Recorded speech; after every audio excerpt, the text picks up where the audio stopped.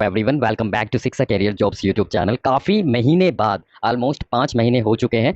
5 महीने के बाद जो है मैं कोई वीडियो अपलोड कर रहा हूँ। Due to some family circumstances I am able to upload any video. So now onwards आपको जो है regular updates, regular career guidance, job alert आपको यहाँ पर मिलने वाला है। तो चलिए, जो ये वैकेंसी है गवर्नमेंट लेक्चरार, सरकारी जो प्रवक्ता है, लेक्चरार है, उसकी वैकेंसी है। 600 से भी ज़्यादा जो है यहाँ पर पोस्ट है लेक्चरार की। और सैलरी यहाँ पर अगर बात करें तो इसमें जो शुरुआती बेसिक सैलरी आपकी 47,600 से आरंभ होकर 1,51,100 प्लस जो अन्य भत्ते हैं वो आपको यहाँ पर दे होंगे। अगर आप नहीं जानते हैं तो मैं बता दूं, जो सैलरी होती है आपका, ये बेसिक सैलरी प्लस महंगाई भत्ता, डियरनेस अलाउंस प्लस एचआरए और अन्य भत्ते मिलके जो है आपकी यहाँ पर सैलरी बनती है। तो डिटेल्ड में हम इस एडवर्टीजमेंट को जो है यहाँ पर हम डिटेल्ड में जो है समझने वाले हैं।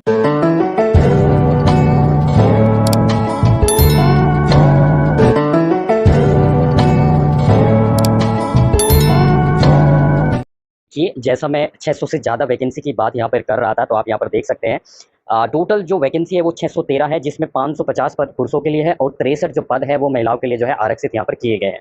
अगर मैं बात करूँ यहाँ पर जो 550 पद है किस किस सब्जेक्ट में जो है ये लेक्चरार प्रवक्ता की वैकेंसी है, तो आप यहाँ पर देख सकते हैं हिंदी सब्जेक्ट है, इंग्लिश है, संस्कृत है, भौतिक शास्त्र है, रसायन शास्त्र है, गणित है, जीव विज्ञान है, नागरिक शास्त्र है, अर्थशास्त्र है, इतिहास है, भूगोल है, समाजशास्त्र है, कला, वाणिज्य और कृषि शास्त्र। टोटल 550 पद है, जिसमें अनुसूचित जाति के लिए 100 पद है, जनजाति के लिए 21 पद है एंड जो अन्य पिछड़ा वर्ग है 70 पद है और जो ईडब्ल्यूएस कैटेगरी है 49 है और जर्नल के लिए 310 जो है टोटल यहाँ पर पद है। राइट, ये तो रही जो पुरुष प्रवक्ता है। अगर महिला प्रवक्ता की मैं बात करूं तो यहाँ पे महिला प्रवक्ता के लिए जो पद है वो 63 रिजर्व किए गए हैं। हिंदी सब्जेक्ट यहाँ पे जो है टोटल 11 है। अगर मैं महिला प्रवक्ता की बात करूं, पुरुष प्रवक्ता की बात करूं तो टोटल यहाँ पर सब्जेक्ट हो जाते हैं आपके 15। राइट, अच्छा, जो ये वैकेंसी है माध्यमिक शिक्षा जो विभाग है आपका, उससे जो है ये वैकेंसी है यहाँ पे। अगर हम यहाँ पर देखें माध्यमिक शिक्षा विभाग से अगर वैकेंसी है तो यहाँ पे जो है आपका लेवल 8, जिसमें 47,600 से लेकर 1,51,100 रुपये आपका बेसिक सैलरी रहेगी। अब बेसिक सैलरी, जब भी सैलरी बनती है, सैलरी अगर बनेगी तो आपका उसमें बेसिक सैलरी रहेगी प्लस आपका जो है डीए रहेगा, जिसको महंगाई भत्ता बोलते हैं, एचआरए रहेगा और अन्य जो भत्ते हैं वो जो है यहाँ पर आपको मिलेगा। तो ये जो दिया गया है केवल आपकी बेसिक सैलरी दी गई है, यानी कि जो प्रारंभिक आपकी बेसिक सैलरी रहेगी वो 47,600 प्लस अगर हम मोटा मोटा 50% इसका करें, बेसिक डीए जो रहता है वो नॉर्मली अभी जो रेट है ऑलमोस्ट मोर देन 50% है, तो ऑलमोस्ट जो है आपका सैलरी जो है यहाँ पर आपका half of the basic salary हो जाएगा। तो ऑलमोस्ट 23,800 आपका डीए हो जाएगा और एचआरए और प्लस लगा के मतलब काफ़ी अच्छी सैलरी आपकी यहाँ पर बन। अच्छा, नाउ हम बात कर लेते हैं एजुकेशनल क्वालिफिकेशन की। अनिवार्य शैक्षिक एवं अधिमानी अर्हता क्या रहेगी, तो यहाँ पे अगर मैं बात करूँ अलग अलग सब्जेक्ट के हिसाब से, जैसे कि मैं समाजशास्त्र, भूगोल, अर्थशास्त्र, इतिहास, भौतिक शास्त्र, रसायन और गणित अंग्रेजी की बात करूँ, तो यहाँ पर जो है इस जो है आपकी मास्टर डिग्री होनी चाहिए, यानी कि आपकी पीजी होनी चाहिए। एंड पीजी के साथ साथ जो है पीजी यानी कि मास्टर डिग्री प्लस राज्य या गवर्नमेंट जो मान्यता प्राप्त प्रशिक्षण संस्थान से बीएड की डिग्री या एलटी डिप्लोमा जो है आपका होना चाहिए, यानी कि मास्टर डिग्री या प्लस बीएड या एलटी डिप्लोमा आपके पास होना चाहिए। ऑलमोस्ट सभी में यही आपकी जो है एजुकेशनल क्वालिफिकेशन मांगी गई है। जैसे जीव विज्ञान लेक्चरार की बात करें तो यहाँ पर मास्टर डिग्री जो है आपकी जो है वनस्पति विज्ञान, जंतु विज्ञान या एडवांस जंतु विज्ञान से आपकी मास्टर डिग्री होनी चाहिए, साथ ही साथ बीएड या एलटी डिप्लोमा आपका होना चाहिए शिक्षा शास्त्र में। ठीक है, हिंदी की बात करें तो हिंदी के लिए मास्टर डिग्री हिंदी में एंड उसके बाद जो है भारत में किसी भी विश्वविद्यालय से संस्कृत विषय के साथ स्नातक या ये शास्त्री की उपाधि आपके पास होनी चाहिए एंड राजकीय सरकार से आपका बीएड या एलटी डिप्लोमा आपके पास होना चाहिए। ठीक है, मान्यता प्राप्त जो प्रशिक्षण ट्रेनिंग इंस्टीट्यूट है। राइट, तो ये सारी जो है यहाँ पर दिया गया है। नाउ एज लिमिट की बात कर लेते हैं। जब भी हम एज लिमिट की बात करते हैं तो देखिए बहुत ही महत्वपूर्ण हो जाता है एज लिमिट के मामले में। यहाँ पे आपको ध्यान देना चाहिए कि आयु की गणना कब हो रही है, तो आयु की गणना जो है 1 जुलाई 2024 को जो है आपकी आयु की गणना होगी और 1 जुलाई 2024 को न्यूनतम 21 वर्ष और अधिकतम 42 ईयर्स वाले कैंडिडेट्स यहाँ पर आवेदन करेंगे। हाँ, आयु में छूट प्रदान की जाएगी। अब किस किस को कितनी छूट प्रदान की जा रही है, देखिए ये जो वैकेंसी है ये वैकेंसी है आपकी उत्तराखंड राज्य से, और जो यहाँ पर जो ये वैकेंसी है आप देख पा रहे हैं उत्तराखंड राज्य लोक सेवा आयोग के द्वारा जो है ये निकाली गई है वैकेंसी, यानी कि देवभूमि उत्तराखंड से ये वैकेंसी है। तो जो रिजर्वेशन का लाभ है वो केवल यहाँ पर जो उत्तराखंड के जो मूल निवासी हैं, एससी एसटी ओबीसी या ईडब्ल्यूएस कैटेगरी है, केवल उत्तराखंड के मूल निवासियों को ही यहाँ पर जो है यहाँ पर छूट प्रदान की जाएगी आयु में। यानी कि कहने का तात्पर्य ये है कि रिजर्वेशन का लाभ केवल उत्तराखंड राज्य के जो कैंडिडेट है उन्हीं को मिलेगा। अच्छा, जो यहाँ पर अनुसूचित जाति जनजाति है, अन्य पिछड़ा वर्ग है उत्तराखंड के, उनको 5 वर्ष की छूट यहाँ पर दी गई है। नॉर्मली यहाँ पर जो 21 से यहाँ पर 42 ईयर्स है प्लस 5 साल की, तो 47 ईयर्स तक है आवेदन आप कर पाएंगे, ये SC ST और OBC कैंडिडेट जो उत्तराखंड के हैं। नंबर 2, जो उत्तराखंड के स्वतंत्रता संग्राम सेनानी है कि आश्रित अभ्यर्थी है, 5 वर्ष की छूट दी गई है। और उत्तराखंड के जो दिव्यांगजन है तो उनको 10 वर्ष की अलग से छूट यहाँ पर दी गई है। ठीक है, तो यहाँ पे अगर हम बात करें जो सशस्त्र सेना में जो है सेवा कर चुके हैं डिफेंस जो है कैंडिडेट्स हैं, उनको भी जो है यहाँ पर अधिकतम 3 वर्ष की छूट यहाँ पर जो है प्रदान की गई है। तो इस टाइप से जो है यहाँ पर आयु सीमा में भी जो है यहाँ पर छूट आपको मिल। अच्छा, आवेदन आपको ऑनलाइन करना है। ऑनलाइन जो वेबसाइट है वो यहाँ जो वेबसाइट आपकी रहेगी वो psc.uk.gov.in पर जाके जो है आप आवेदन यहाँ पर कर पाएंगे। अच्छा, आवेदन शुल्क की बात कर लेते हैं तो यहाँ पर जो अनरिजर्व कैटेगरी है यहाँ पे टोटल फीस बैठ रही है 172।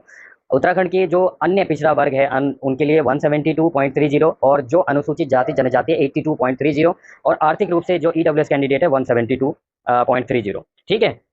अच्छा, यहाँ पे जो उत्तराखंड राज्य में संचालित स्वैच्छिक राजकीय गृहों में निवासरत जो अनाथ बच्चे उनके लिए यहाँ पर कोई शुल्क नहीं है। ठीक है, दिव्यांगजनों से जो है काफी मामूली सी फीस ली गई है, यानी कि जो अन्य राज्य के कैंडिडेट हैं वो यहाँ पर अनरिजर्व कैटेगरी के अंतर्गत आएंगे तो उनके लिए जो फीस रहेगी वो ये रहेगी। तो ये आपको ध्यान में रखना। देखिए यहाँ पे जो आपकी एग्जाम की जो स्टेज है, यहाँ पे आपकी ये एग्जाम आपका 2 चरणों में होगा। सबसे पहला जो आपका जो होगा वो स्क्रीनिंग परीक्षा होगी। स्क्रीनिंग मेरा कहने का मतलब है इसमें जो है वस्तुनिष्ठ प्रकार की जो है एक पेपर होगा, मल्टीपल चॉइस क्वेश्चंस टाइप जो है आपसे यहाँ पर पूछे जाएंगे और ये जो रहेगा शिक्षण अभिरुचि एवं सामान्य अध्ययन। 150 टोटल जो है यहाँ पर प्रश्न होंगे और अधिकतम अंक 150 अंक होंगे। 2 घंटे का आपको समय मिलेगा और साथ ही साथ जो है यहाँ पे आपको निगेटिव मार्किंग का प्रावधान यहाँ पर आपको देखने को मिलेगा, यानी कि कोई भी प्रश्न आप यहाँ पर गलत करेंगे तो जो है यहाँ पे आपको निगेटिव मार्किंग होगी।